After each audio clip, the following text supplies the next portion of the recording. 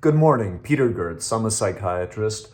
What made me think about talking about ADHD today is the fact that unfortunately a lot of patients recently have been having trouble getting their Adderall, Vyvanse, and it's been a problem as far as their functioning, and the supply has just been a real problem.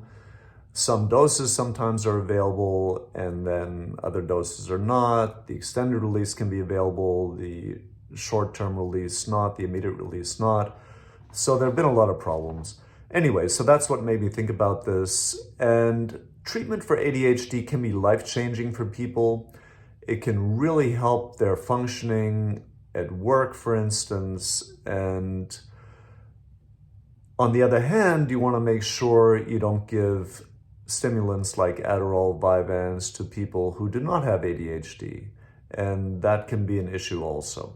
So I'm going to talk about, in general, what my practice is for an initial visit, and the DSM-5 I find helpful with ADHD. You want to look at the diagnostic criteria, so inattention or hyperactivity, impulsivity in two settings, like at work and at school, lasting for at least 6 months, and starting before age 12. It used to be even before age 7.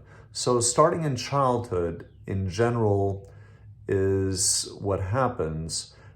And you want to, therefore, really make sure, if at all possible, that you get collateral information, like from the mother or from a teacher, someone who's known the person from before age 12, or if possible, even before that, because that can really make the diagnosis and is a key thing to try and do. So what we're talking about really is that ADHD is based on longitudinal history, and since it's based on longitudinal history starting in childhood, the patient themselves may not be the best historian. So again, collateral history from someone who's known the patient as a child is key.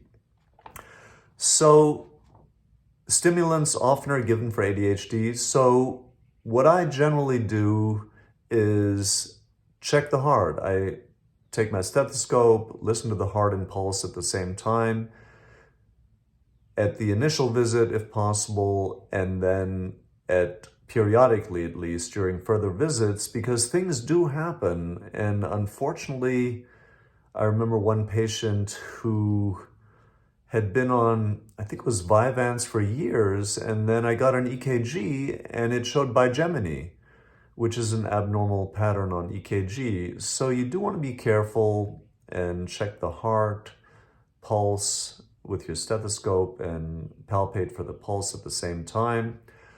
And other medical issues, seizures, a history of seizures could be a problem if you are considering prescribing a stimulant.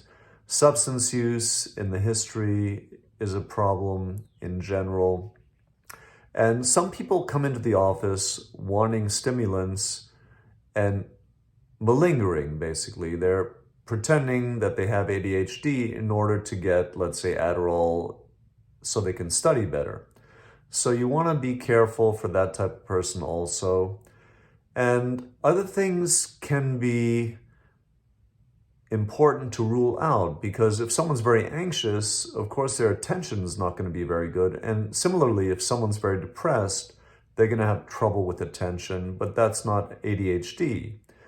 And another aspect to consider is, let's say a child is doing well in school, a 9-year-old child, let's say, and then all of a sudden they start bouncing off the walls, they start hitting other kids and not attending. That most likely is not ADHD if it starts that suddenly. It could have been, for instance, that the child started getting abused, someone started beating the child regularly, and that led to behavioral changes.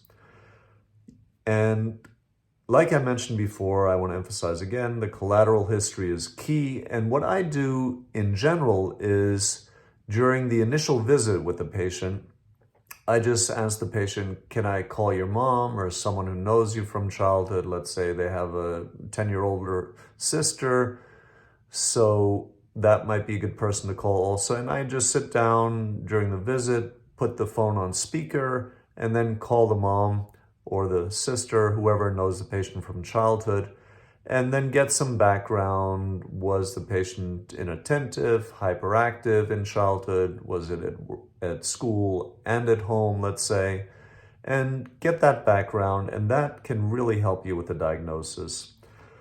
So as far as treatment, there's a non-stimulant option, Strattera, which is a norepinephrine reuptake inhibitor, which can take a little time or some time to kick in, maybe even up to 4 weeks or longer. And then there are the stimulants like Adderall, Vyvanse. Those two tend to be the ones that I use in my clinic. I find that they're quite well tolerated and effective. And you want to monitor then for potential side effects like palpitations, weight loss, insomnia. Thank you.